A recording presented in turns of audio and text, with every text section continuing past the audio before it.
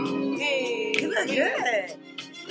That's called Christian, the celebrity makeup artist. Okay. All right, she did that. So you might be asking to repeat some of these things you just said. Oh, I will. Yeah, I just wanted to get a good idea. What is the time segment? Y'all gonna give me a cue because I can talk? Oh, we can talk. We got time. Okay. You'll be okay. Okay. You'll be fine. Hip Hop Joint Rap Radio. We're live on the Producers Channel with your co-host JoJo in these streets and Mr. Terry Shropshire. Yes. And we got us an educated guest today. Yay. For change, you guys. You know, we have to switch it up. That's right. And we can't be all shucks and giggles and entertainment news and R. Kelly and everything else that goes on. But today we want, Captain Darrell was having a few problems last week. When he was trying to get enrolled in Georgia State University because they knew that you had some alternative motives. No, I'm just kidding. No, seriously though, you know what? Jesus. I was trying for literally y'all a year to get in college. Every time I tried to get in a year, they kept asking for different transcripts. Mm-hmm. And I finally got my last set of transcripts from LA City College. Okay. And had to write a letter in reference to Cal Poly Pomona when I got kicked out of school for actively disqualified. I was 17 years old when I was in university. Okay. So I had to write a letter in reference to why I got kicked out. I said I was young and dumb, didn't know what I was doing. But I still had about 56 or 60 units. And after a year of finally getting accepted to college on a Thursday night, they said you had to 5 o'clock to get those classes. But I had to go into the campus to figure something out because they didn't have my stuff in the system. Wow. After finally getting there at 3 o'clock, this woman told me, suggested I don't go to school till next semester because I was a week late and I'm gonna miss the course. I can pick up. I can catch up. Guess what? I worked with recently LA City College. Did you? Yeah. I love LA City College. They have a whole district. Well, if they do. I went to El Camino. I went to LA City. I did too. Okay. I went to Southwest College. Yeah, Southwest. Yeah. Okay. Went to all those colleges. Yeah, I've helped some students transition to their Division I schools. My NCAA That'd be athletes. good. Y'all can connect then. Yeah. He really. No, I'm from Los Angeles. All my family's in Los Angeles. Half of them are in Compton. Okay. So in Fresno. So yeah, I'm from LA. I love it. I love it. LA is my life. Yeah. We definitely have to talk. We will talk after the show. We got about 30 minutes to talk. The problem is we've got a lot of kids that ain't even getting to college. You know what I'm saying? Well, and that's the problem. That's why we're here talking. You were here talking to us exactly today about getting our kids to that next level. Yes. And so you started your own school. Yes. Okay. First of all, introduce yourself. My name is Kisha Howard. They call me the Olivia Pope of Education. Hey. I'm the founder. And why do they do that? Well, that's because we resolve problems. We want to make sure that our kids are actually moving forward into their destinies, into their legacy. We make sure that we create a system that will tailor education order to produce lifetime results for them. That's awesome. So it's, we how the gladiators put those pictures on the wall and they, find what is the concern and what is the solution. Okay. How do we approach the needs of the individual child? Okay, so you set up a school to address that situation. Yes. I'm the founder of Howard Scholars Academy, which is physically located in Douglasville, Georgia. However, we do have a virtual school arm that we started back in 2012, as well as now we just started and got our accreditation for the Georgia Accrediting Commission. That's awesome. Yes, we have an on-site model. And we are servicing kids preschool to 12th grade. We want to start scholars.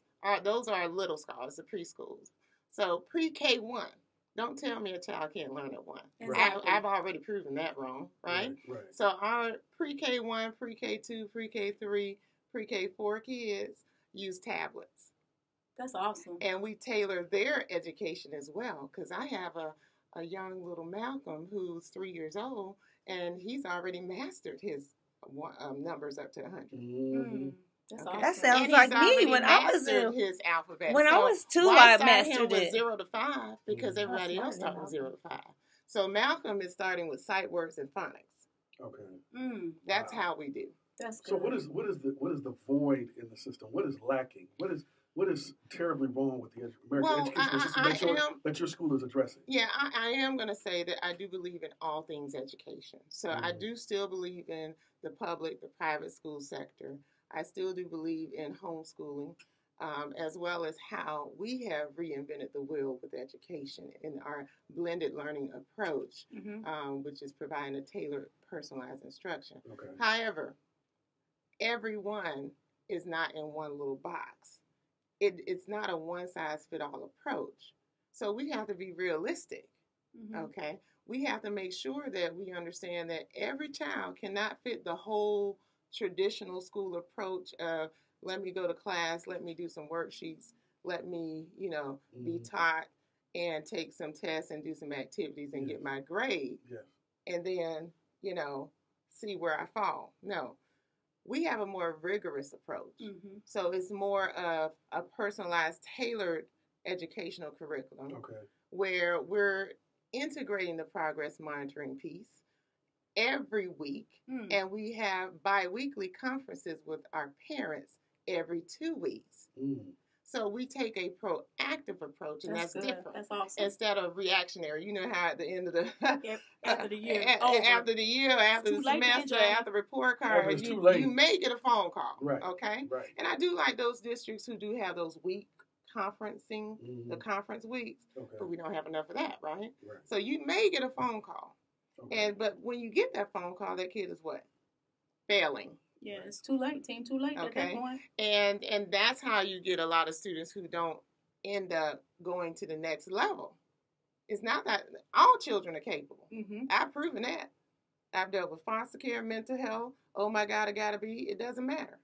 I've changed their lives with our team. So how did you? So how did you get here? Like, how did you know this is something that you wanted to do? Like, what happened or what transpired in your little pretty mind frame to say, you know what, dang, hashtag, let's help these babies?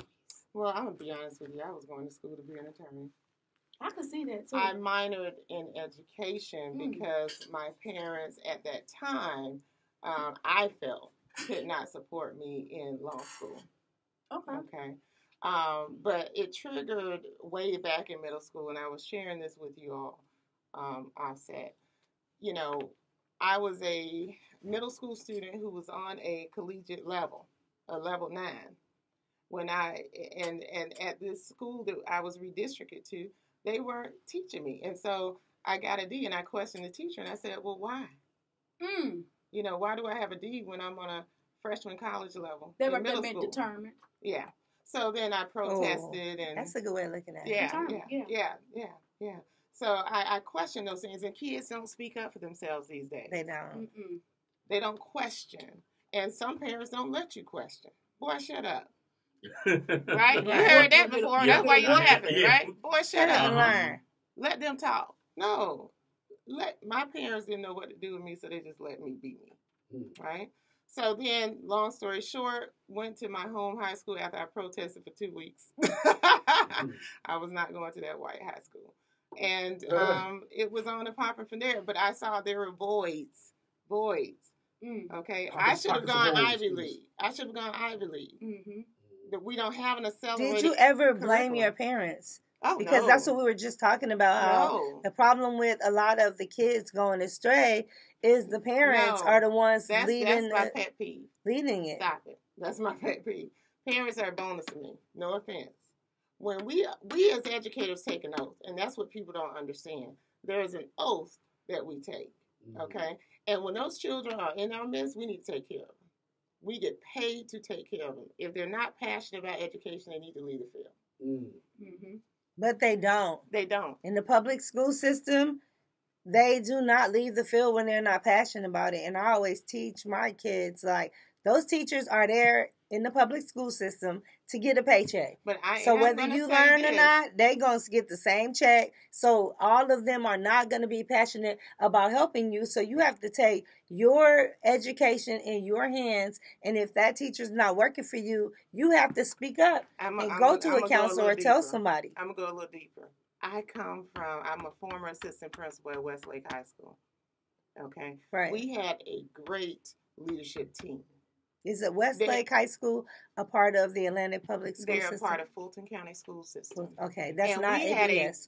That is not APS. Okay. And we had a great team of teachers and a great leadership team. And those teachers did magnificent things for us. And we, when I was there, we were number 1 in the state for Georgia high school test. That's when, that was out. Yeah. Okay. Leadership. If you don't have solid leadership, then those teachers, they get worn out. So I can't necessarily blame the teachers. Okay. That leadership has to be pristine. I still, to this day, have teachers that still believe in what I do outside of the school system. So when you say leadership, do you mean inside the school system, principal like leadership. the principal? And does that come from the superintendent on down? Yes. So if there is a sinking ship, would you say that the superintendent is in charge of steering it? Yeah, of course. Okay. Of course. Because a lot of times we hear people say, oh, well, it starts at home. And the parents, and I always be like, well, if they're going to school and that's what they're doing, like, well, then no, it does. Don't start ask at home. me. It does start at home. My parents never went to a parent conference, and look where I am. Okay, so that's why I have the mentality of, but my parents just didn't know. Right. Okay. Because so I almost can send my son to the parent conference for me. Yeah. Look, I'll send him to the parent conference for me, and he'll be trying to run it all into the ground. So that's why I say parents are a bonus to me. Right. But we get paid. You get paid for what you do, right? Right. You get paid for what you do. We are at the core of these kids' development. Mm-hmm. So let me ask you this question. Did being in the public school system and seeing how things were going, did that motivate you more to personalize it and create a privatized school system? Because you seem like, when I met you, what attracted me was the fact that you were concerned about each individual child getting their individual education. Exactly. And I just saw something in her eyes when she was describing it to me that she wanted, what about this child? What has this child been doing? Exactly. And it wasn't, she didn't, never classroom, like it wasn't about the classroom. Instruction at all. Right, okay. Yes. So, that's very important because we miss our kids, right? That's when you have kids in that whole group instruction setting who get lost. Yes, that's good. And they looking out the window and they're daydreaming. And then you don't know as a parent until the end of the semester when the report card comes out. And you're like, what were you doing? That's not only in public, private. That's also in college. Because I had a student that came. That's more easier to get lost in college. And he came to me with a .64 GPA. A 6.4? 0.64. Oh. Was that Terry? No. Terry was... No. Was his last name Shropshire? No. But we're approaching his needs. We're getting him back acclimated to learning how to be a scholar. How are you able to do that? Is this a college student? Yes.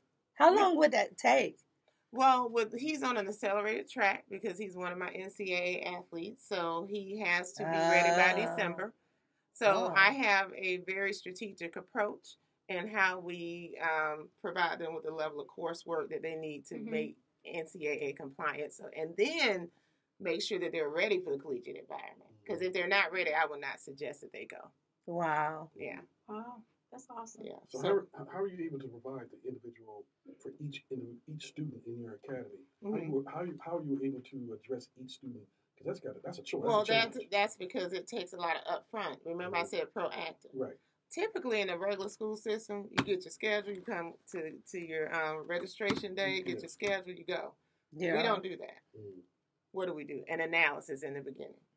So we do an analysis for every student. Okay. If it's an athlete, it's NCAA and graduation analysis. We have a graduation planner. We tailor their classes that they need, and we move forward. Am I too old to get analysis? Yes. I am too old?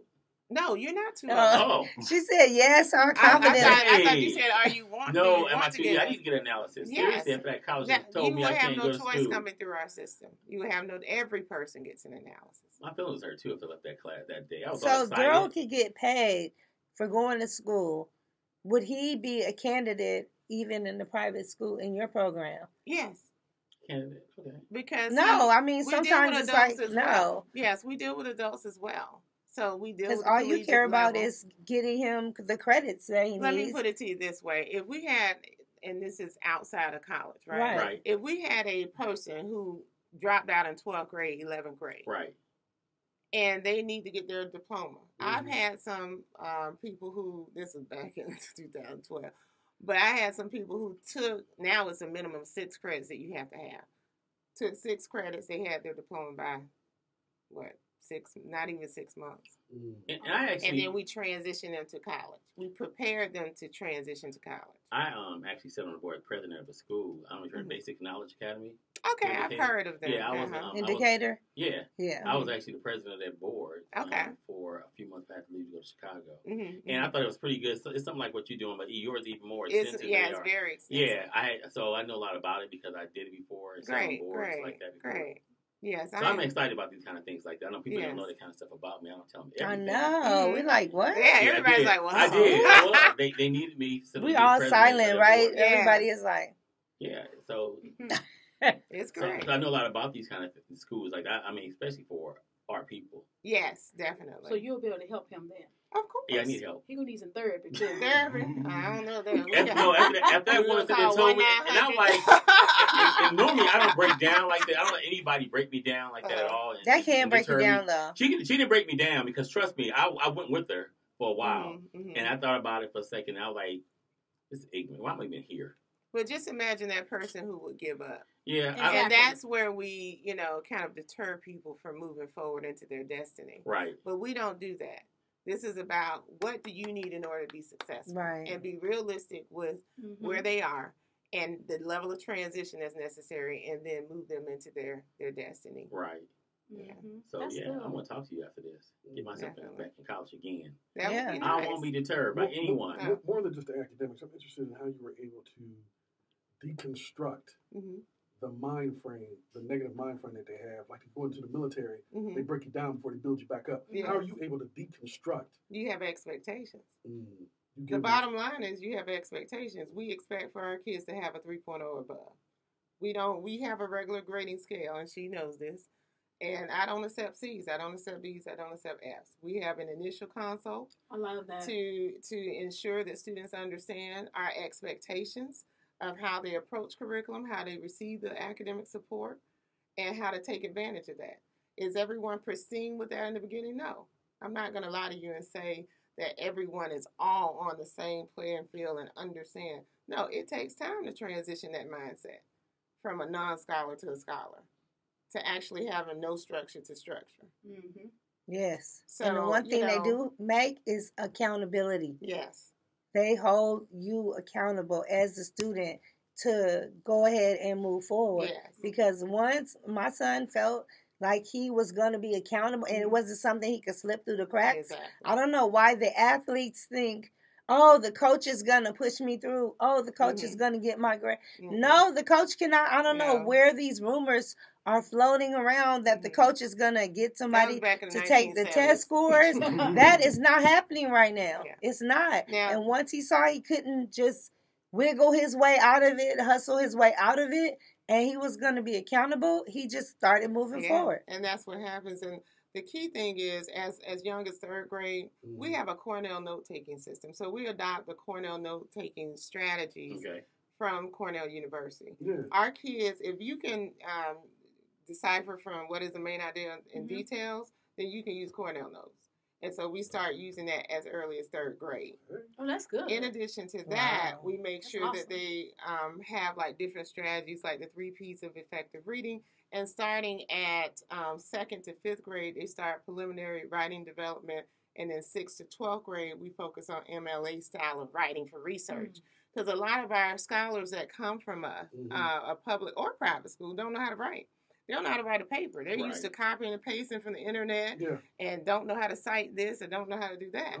And so we teach them how to, they've already said it's not mandatory to write in cursive by the state. So that's another story altogether. Okay. Yeah. We're gonna leave that alone. So we do that for college level kids as well and adults who want to learn how to, and that's how you survive, because at the collegiate level, it's nothing but research. So if people want to connect with you, how can they connect with you?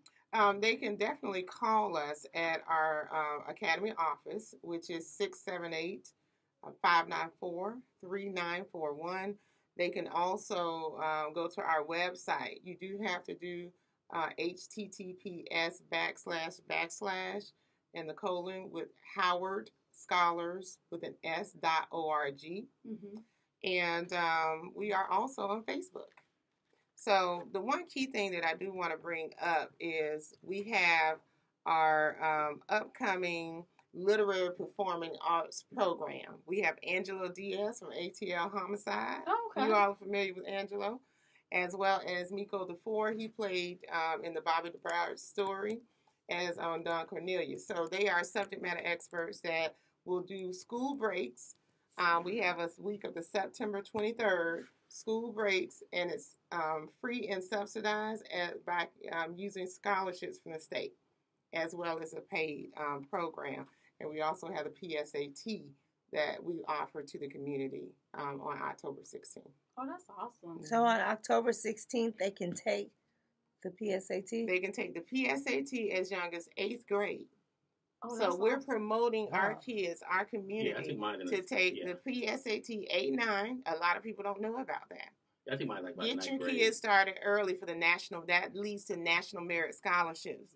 A lot of people don't even know what that is. So they're not shell shocked. You know, exactly. They're ambushed. And we do PSAT 8-9 on in the 16th 12th grade. We're doing SAT as well as the PSAT National Merit Scholarship test for 10th and 11th grade. But 11th grade is when it actually counts. Yeah, when do you take what about the ACT test? The ACT test, we do have forthcoming dates. So we have just got our approval to be an approved testing site. Well, that's awesome. You know what? And we offer it to homeschoolers as well as our kids. I took all the tests. You know why I was so strategic? PSAT, SAT, and ACT. I don't even know why. I thought I was smart. I did. You are smart. I thought I was smart. So I took all my tests. Because, I figure you're supposed to do these things to go to college. We all are innately smart. Yeah. It's what experiences do you have that kind of channel you to the left or right? We all are I think innately I was pretty smart. Yes. Yes. I was smart enough to get out of school. I don't know. You seem a little doubtful about No. that statement. He was not saying it with conviction. No, He's I did. like, I took SAT, PSAT, SAT, because I knew I wanted to go to college. I do say that if you're the ACT is more for that student who's more content specific driven. Mm-hmm. If you are just a scholar and no high level vocabulary, high level math, take the SAT. But I do channel most of our kids to the ACT and focus on that. Right. You don't have to take both tests. That's a myth. Every college accepts both tests. Right. My high school, I went to high school at Jordan High in LA. Mm-hmm. And so that was the middle of the project. So hell yeah. They really taught us a whole lot. They want everybody to go to school. And at the time, that's good. It was like 5 of my family members went to college at one time. So we all university. That back in the day, you didn't have to pay for no school. Yeah. Everything was You didn't free. have to pay? No.